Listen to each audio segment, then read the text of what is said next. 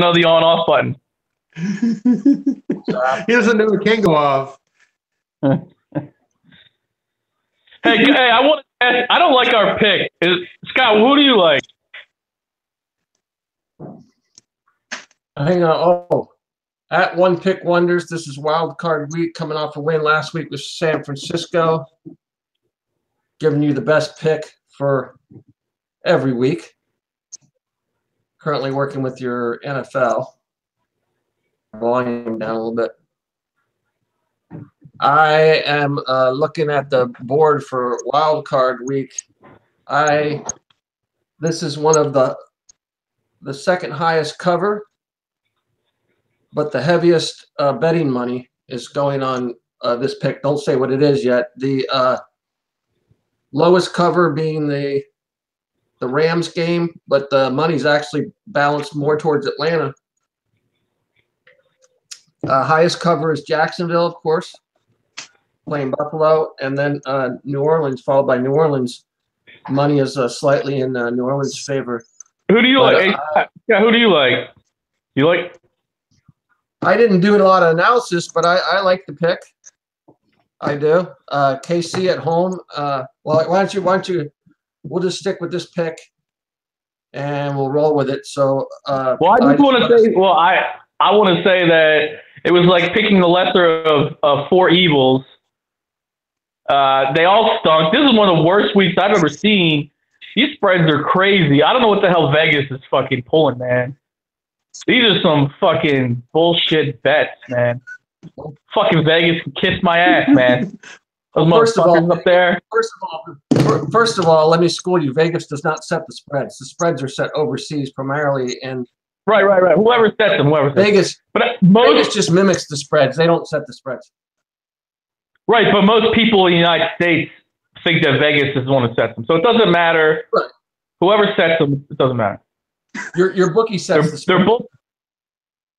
They're fucking bullshit. All 8. There's no low spreads, man. This is some fucking bullshit. I don't think so. Look at the crappy teams that make the playoffs, especially in the AFC. Tennessee's terrible. There's no way that Jacksonville should be an 8.5 favorite. But I'm staying away from the game because I don't like the Bills, and Shay's probably not going to play. I'm just saying that should be like at 5. That's a spread that should be around 5, not 8.5. That's a bullshit fucking line. I think the Kansas City line, both teams have been I guess Kansas City's been playing a little better lately. But you look at both teams don't have great defenses. Both teams, like I said, haven't been playing great this year. And for Kansas City to be 8-point spread, they should be closer. It should be like a 4-5 point spread. Who do you think knows better about this, them or you? No, I do. Fuck them, man. Fuck them. I'll go with them. Fuck them. They're bullshit. That's bullshit. The only quarterback matchup is really New Orleans, Carolina, with Breeze and what's his face, right? That's the only real quarterback matchup, which is the lowest spread. So that would make sense. No, the lowest spread is the Rams game. Oh, I'm sorry. Oh, but that's a pretty good quarterback matchup too, with the young buck and then the veteran, right? Yeah. So yeah, that's the lowest spread. Was that Rams starter? Did he start all season, or did he come in mid-season or partway through? All season. And that was his first full season as a starter? Yeah, and he got unshackled when Jeff 7-9 Fisher got fired. Oh, when the new coach came in. Yeah, new coach who actually put in a real offense, not some offense run by Brian, which is 3 yards and a cloud of dust. And he and Gurley have just been awesome this season. And was he a top round draft pick? Yeah, he was number 1. He was a number 1 draft pick. Yeah. Where did he? Didn't we talk about him already? He came out of UCal Berkeley. Yeah, and you couldn't believe any football player came out of Berkeley. I can't believe that. Yeah. How does UCal put out? And then Danny was throwing out Aaron Rodgers and someone else came out of UCal. Yeah, Marshawn Lynch and didn't Deshaun Jackson go there? Yeah. D-Jag, baby. Yeah, and they play at old Keyser Stadium there in San Francisco. That just doesn't strike me as has any UCal Berkeley coach gone on to NFL? Doubtful. Most college coaches don't because they stink in the NFL. Let's look at Chip Kelly. Wow. So yeah, I know. I say we stick with the KC pick. When I did a little analysis looking at some of the matchups, is this Mariota's first playoff game? Yes, and it's Mariota's first. So Dan, why don't you give us your cut on your take on the game? Well, it's a little complicated because Kansas City hasn't won a home playoff game in 25 years, I think. Andy Reid is only 1-3, I think, as the head coach in the playoffs with Kansas City. This could be Alex Smith's last hurrah with Kansas City. But they played well the last 4 games, 4-0. They got Hunt involved again, running the football. And they finally figured out how to use Tyreek Hill again and start throwing the ball down the field. And I think they have matchup, advantages with Kelsey and Hill and all these people. Tennessee has really struggled. They were 8-3 at one point. They finished 9-7, and they only finished that because Jacksonville gave up the last game. They didn't care. If they lose this game, Marcus is going to get fired. What is Reed's overall playoff record? 11-12. Not very good. Now, what about the Titans coach? What's his playoff history? I don't know. Has he ever had one? It's his first one. First one. No, it's his first game. Yeah.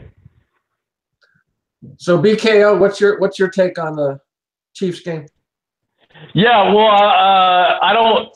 Me and Dan should not tell the backstory of how we picked the Chiefs. Let's just say it wasn't very scientific. It wasn't very scientific.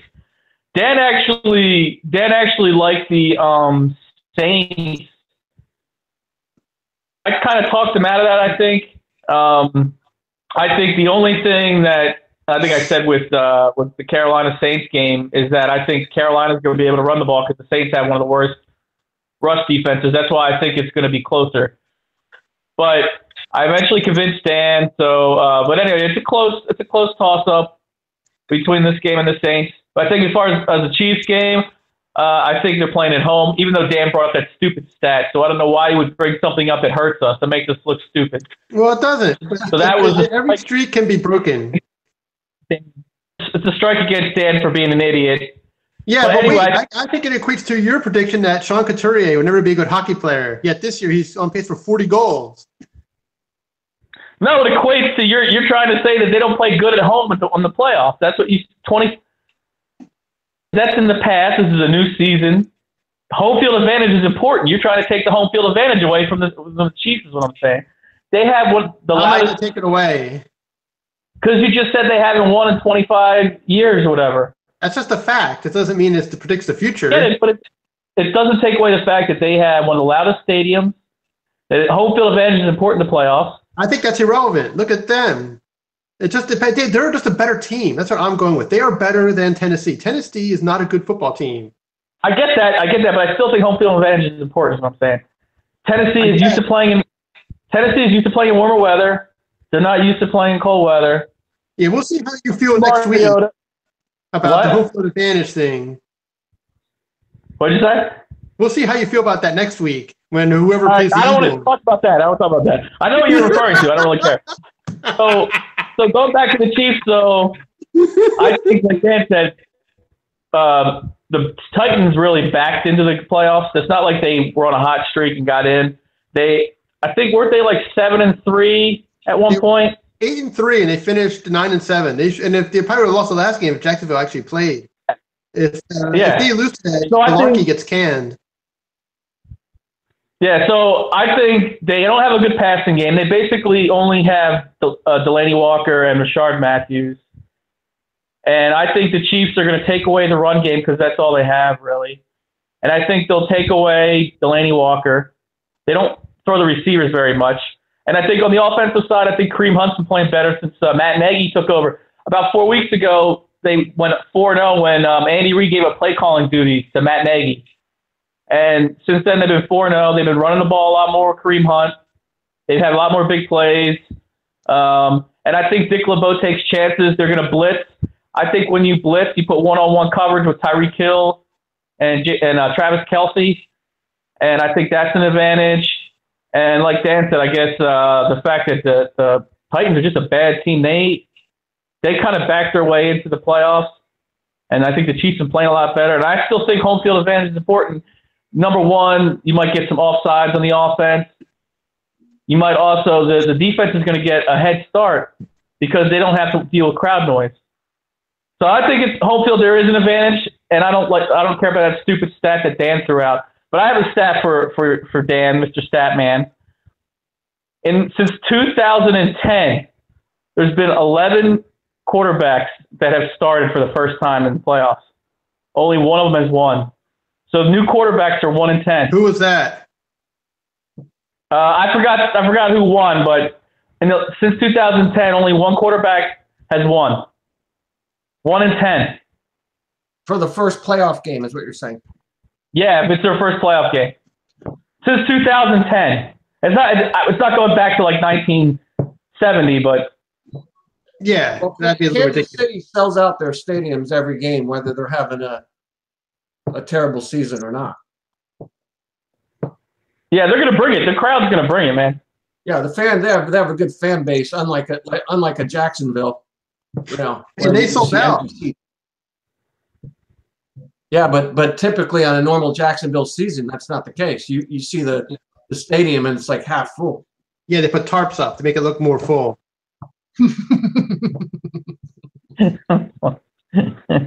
It's like, yeah, you can advertise. You get an entire section. You can put your logo over the tarp.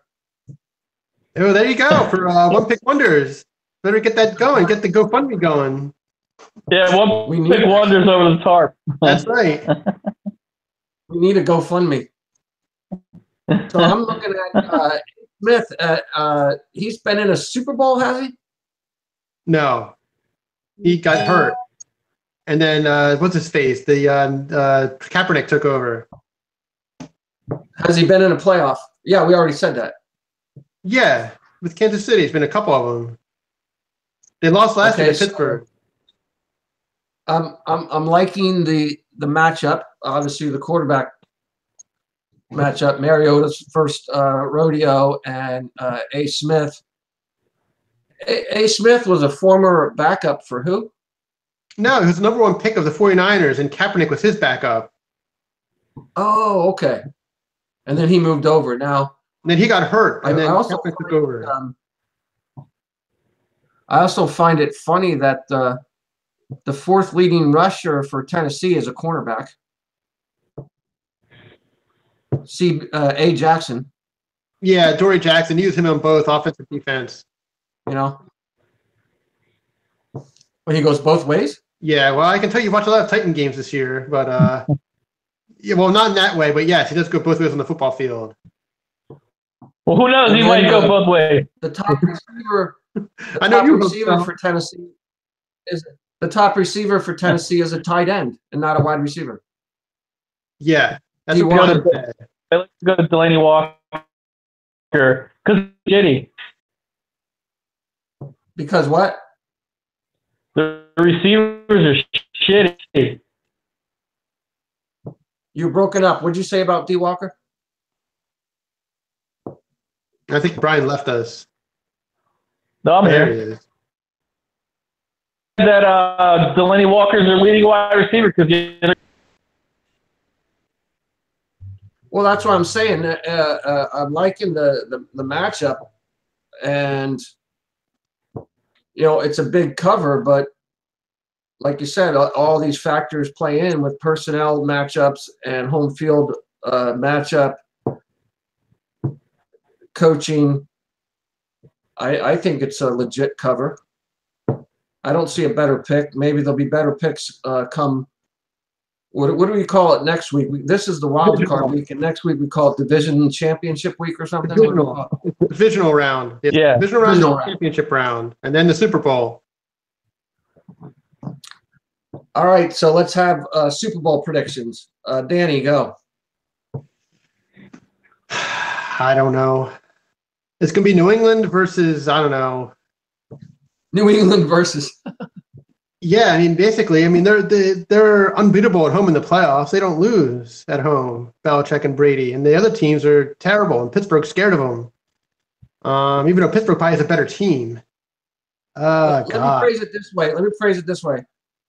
Who are the Eagles going to play in the Super Bowl? Yeah, right.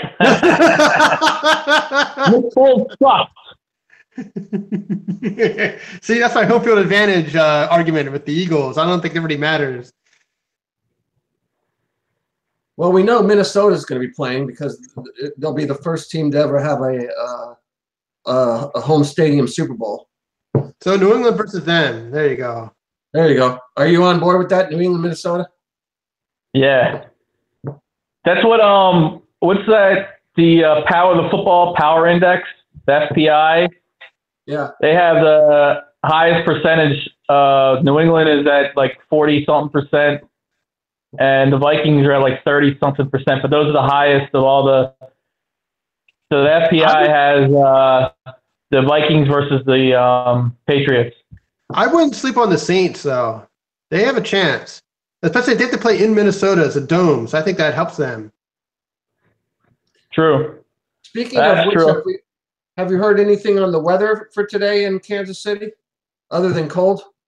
I have no idea. It's probably the same as here. It's terrible. It's freezing. It's not going to be a snow bowl or anything, is it? No, I don't think so. It's like 20 degrees, but no snow or rain or anything. All right, should be a good game. All right, so this will put us at we were what 11-6, were we? 11-6, yeah. It's currently 30. That's respectable. It's 30 degrees in Kansas City. 30 degrees and sunny. Yeah. It's going to be going to the 20s during the game. So Scott, what is that? Like 70%? 70% for what? What 11-6? Isn't that like 70%? That's 65%. 65. That's it. Yeah, that's still pretty good. That's respectable. Oh, all right. That's still pretty good. Dan, I still have to put this in the mail. All right. Don't put it in the mail. Don't do it. Don't do it, Scott. Oh shit! Now everybody on YouTube can copy the number down and.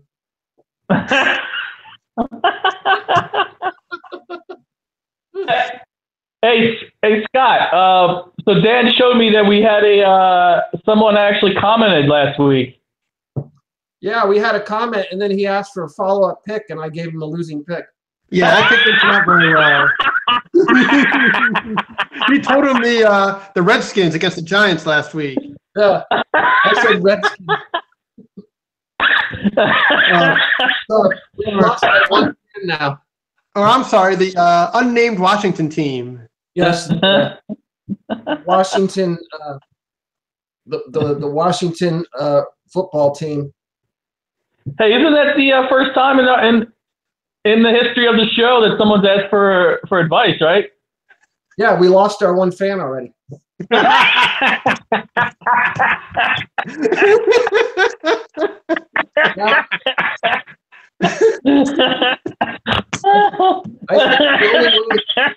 think the only way I'm going to get any traffic on YouTube is to blow my brains out on the show.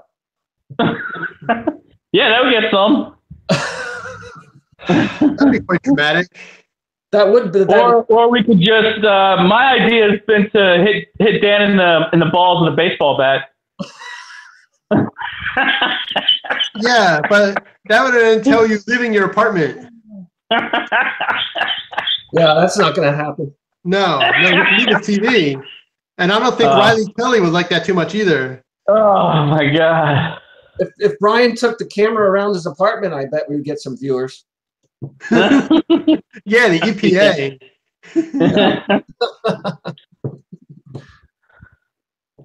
All right, yeah, or Fish and Wildlife Control, one or the other.